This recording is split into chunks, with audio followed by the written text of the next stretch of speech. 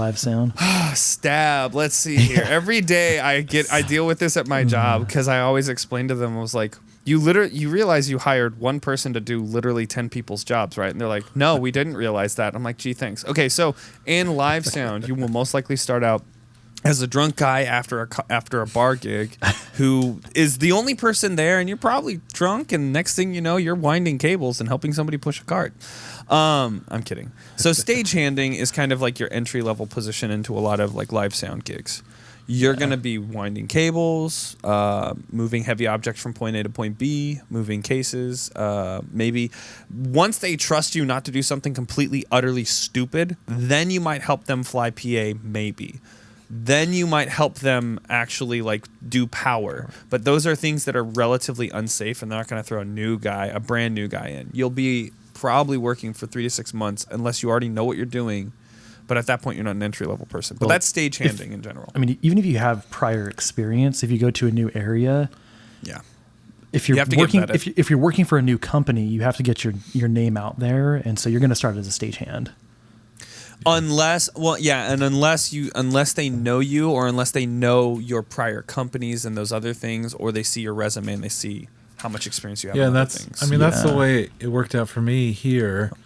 Like I was able to skip that. Like I was able to get hooked up with some sound companies here, and because they could see that I had experience, and I was training all these students that went there that worked for them.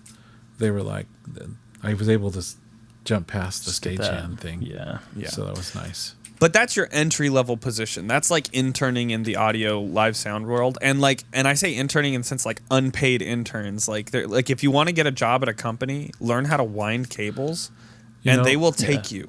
That is the most. You can get paid $20 an hour just to wind cables. Yeah, that's the most important thing. And you know what?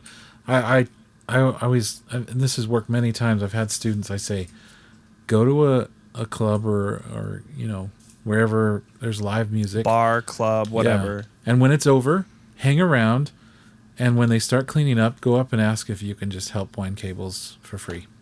And if you show that you know how to wind decently well, half the time they will let you help out. Sometimes they won't. Sometimes they won't. It just depends on who it is. Now, the other thing is learn how to wind cables properly, because there's a lot.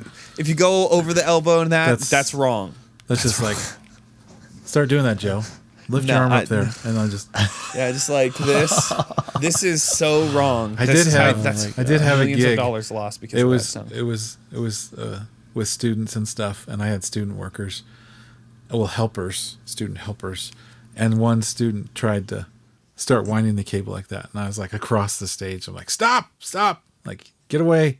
Pick up speakers, do something else. Yeah. I totally embarrassed him because I stopped him. Yeah.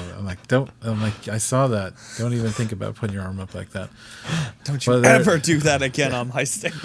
But that is the most important skill. And I had a student that I taught how to wind cables, and he messaged me when he came back from a job interview, and he said, thanks for teaching me how to wind cables, because I just got a job because I could wind cables.